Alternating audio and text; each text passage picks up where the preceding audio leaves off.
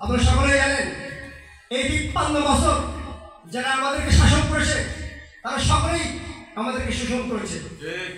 তারা সকলেই উন্নয়নের রঙিন স্বপ্ন আমাদেরকে দেখিয়েছে।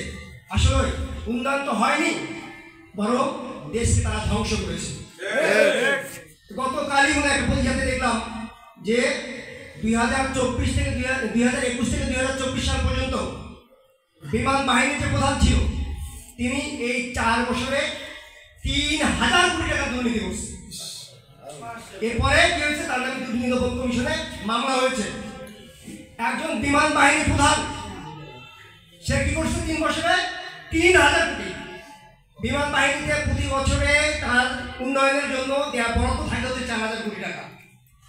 ৩ বছরে ১২,০০০ কোটি। এই ১২,০০০ কোটি টাকার মধ্যে ৩,০০০ কোটি টাকা নিজে আত্মসাৎ করেছে। তাহলে এই দেশের অবস্থা কি? আমাদেরকে প্রতিটা জায়গায় সে মূলার মতো অবস্থা হয়ে গেছে। আসলে কোনো উন্নয়ন হয়নি। আমরা যে জায়গায় ছিলাম ঘুরে ফিরে সেই জায়গায়। একটা উদাহরণ দিলে, একটা গল্প বললে হয়তো আপনারা বুঝবেন। একটা ছেলের গল্প বলি আপনাদেরকে। একটা ছেলে, সে কমলাপুর থেকে